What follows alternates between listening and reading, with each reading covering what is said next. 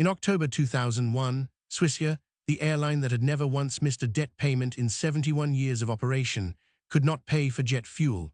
Planes sat locked on tarmacs in Zurich, Geneva, and airports across Europe. Passengers were told, with no warning, that their flights would not depart. Some were still on board when the engines went cold. That is where this story ends.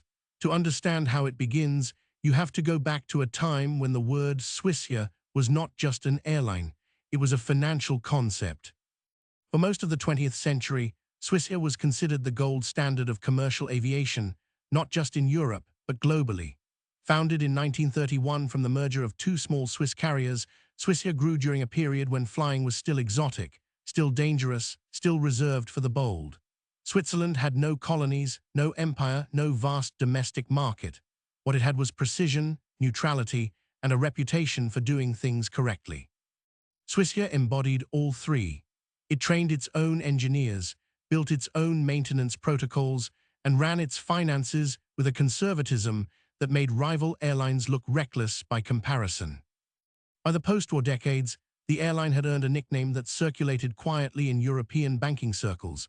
The Flying Bank. It wasn't ironic, it was descriptive. In an industry famous for burning through cash, Swissair maintained investment-grade credit ratings while carriers around it lurched from crisis to crisis. During the oil shocks of the 1970s, while competitors slashed routes and begged governments for bailouts, Swissair absorbed the blow and continued paying dividends. It survived fair wars, the first Gulf War's travel collapse, and multiple recessions without once asking the Swiss federal government for rescue money. That independence was a point of profound institutional pride. The airline's culture reflected its balance sheet. Swissair crews were among the most highly trained in the world. Its Zurich hub was run like a Swiss watch. The phrase was cliché but accurate. On-time performance was obsessive.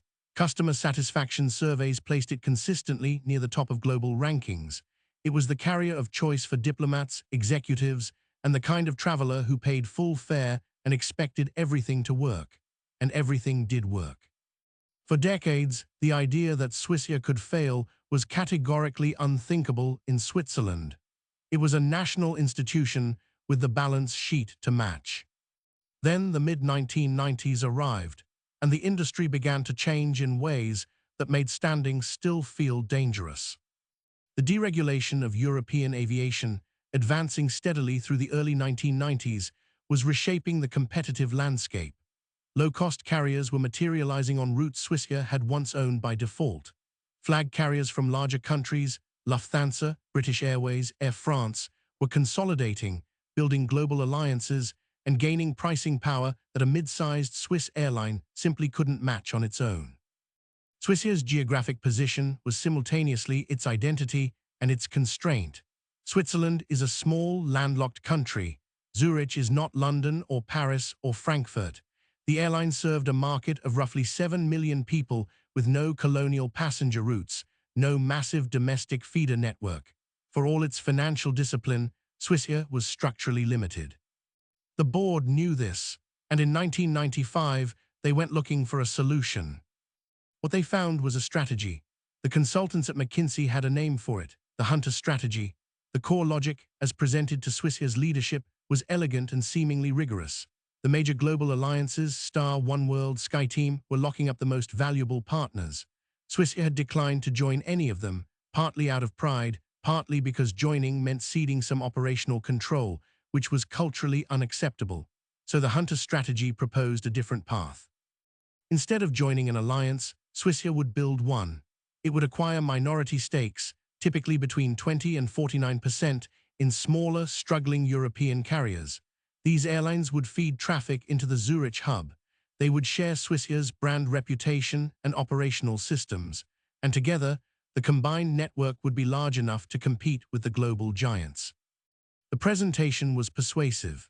The underlying logic, that scale creates competitive advantage in aviation, is not wrong. The data on yield management, hub economics, and network effects all pointed in the same direction. And crucially, Swissair's balance sheet, that legendary flying bank asset, meant the company actually had the capital to execute this plan while others couldn't. The confidence in the boardroom was not arrogance without foundation.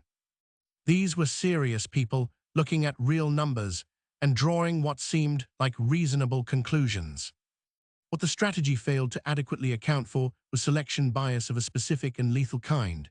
The airlines willing to sell minority stakes to Swissair were almost by definition airlines that no one else wanted. The carriers that were healthy, SAS, KLM, Finnair, had options. They joined the global alliances.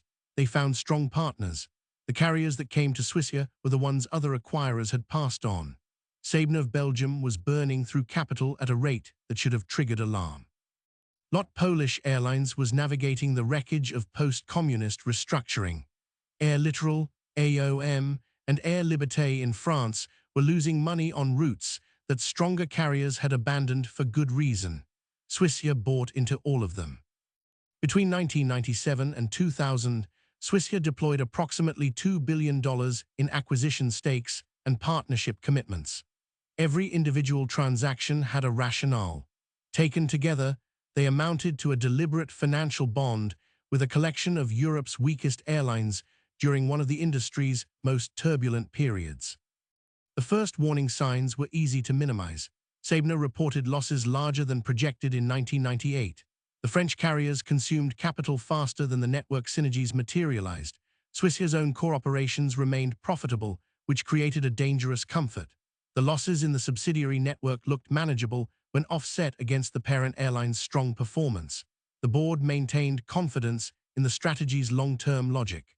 Course correction felt premature. The sunk cost was already substantial, and doubling down to make the investments work seemed more rational than walking away and crystallizing the loss. By 1999 and 2000, the situation was deteriorating in ways the quarterly reports were beginning to make visible. Swissair's net debt was climbing. Its cash reserves, once the envy of the industry, were being systematically drawn down to cover the obligations of partners that could not cover themselves. Sabre alone required repeated capital injections, but Swissair had publicly committed to the Hunter strategy. The CEO, Philippe Bruggesser, was its architect and champion. Reversing course would have meant acknowledging, openly and expensively, that the entire strategic thesis had been wrong. No institutional culture, and certainly not one as proud as Swissair's, finds that easy to do. Then September 11, 2001, happened. The attacks on New York and Washington collapsed transatlantic aviation demand overnight. Every airline in the world took an immediate and severe revenue hit. For carriers with strong balance sheets, this was a brutal but survivable shock. For carriers with thin liquidity and heavy debt loads, it was catastrophic. Swissair was now quietly in the second category. The flying bank had spent its reserves buying stakes in airlines that were spending their own reserves staying alive. The buffer that had protected Swissair through every previous crisis, the oil shocks, the Gulf War, the Asian financial crisis, was gone. Swissair attempted to negotiate emergency financing with Swiss banks in the weeks following September 11. UBS and Credit Suisse had long histories with the airline, but the numbers they saw when they examined Swissair's books in the autumn of 2001 were not the numbers of the institution they remembered. The debt load, the off-balance sheet commitments to partner airlines, the accelerating cash burn, it added up to something the banks were not willing to absorb on the timelines Swissair needed. Negotiations stalled. Bridging loans that looked agreed in principle collapsed at the final stage.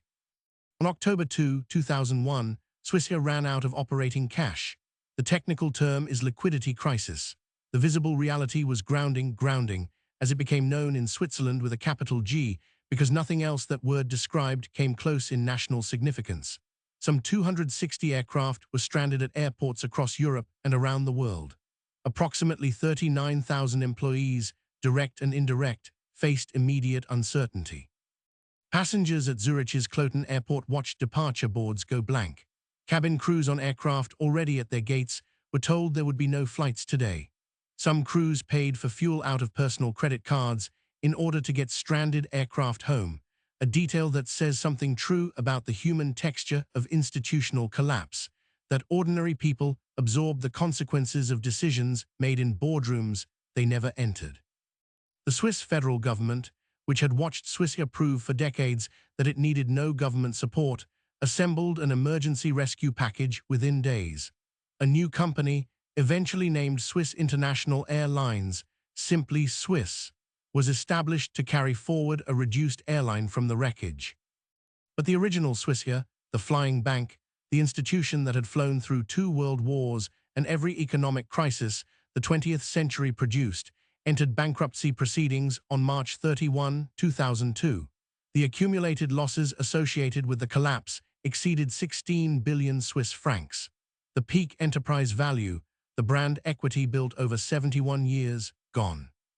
The lesson that most commentaries draw from Swissair is about the danger of overexpansion. That is accurate but insufficient. Overexpansion is the mechanism. The deeper trap is something more specific, the lethal combination of institutional prestige and strategic impatience. Swissair had spent 70 years building a reputation for conservative judgment. That reputation was real, but by the mid-1990s, that same reputation had become a prison.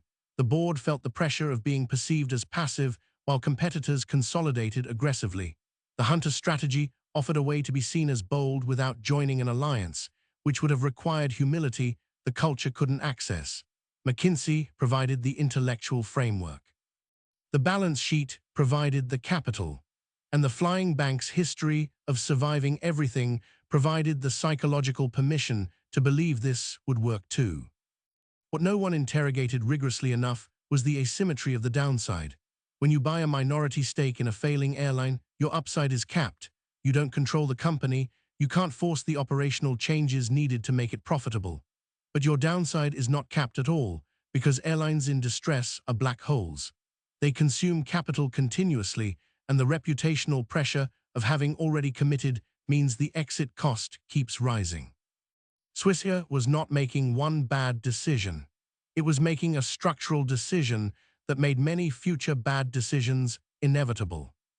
This trap, prestigious institution, externally generated strategic anxiety, high-confidence plan executed with speed, insufficient stress testing of the downside, is not unique to aviation. It shows up in banks that overpaid for acquisitions in the years before 2008. It shows up in technology companies that burned through cash chasing the scale that would supposedly make everything work. The specific industry changes, the specific consultants change, the specific assets being acquired change. The psychology does not. Swiss International Airlines operates today. Lufthansa acquired it in 2002 for a symbolic sum. It is a competent, well-regarded carrier, a successor in the operational sense, if not the institutional one. The Swissair name was retired because what it had come to signify was too complicated to rehabilitate. The pension funds of thousands of Swissair employees were significantly impaired by the bankruptcy. Legal proceedings against former board members continued for years, ultimately resulting in acquittals, which raised its own uncomfortable questions about where accountability is located when collective decisions go catastrophically wrong. In Switzerland, grounding is still a reference point. People who were alive in October 2001 remember where they were when they heard the news, the way you remember other events that seem to violate the basic laws of the world you thought you lived in. A Swiss institution, the Swiss institution, in some people's minds, had grounded its own aircraft for lack of fuel money. The final image is not the bankruptcy filing or the legal proceedings. It is something quieter and more precise. It is a Swissair pilot at an airport somewhere in Europe on October 2, standing next to an aircraft that will not fly that day, wearing a uniform that still says Swissair on the breast pocket, representing a brand that for 70 years had meant one thing above all others: reliability. The flying bank had spent everything it had trying to become something larger. In doing so, it became nothing at all. What it had actually been, careful, conservative, trusted, turned out to be worth more than anything the Hunter strategy was ever going to build. They flew into the mountain they built themselves.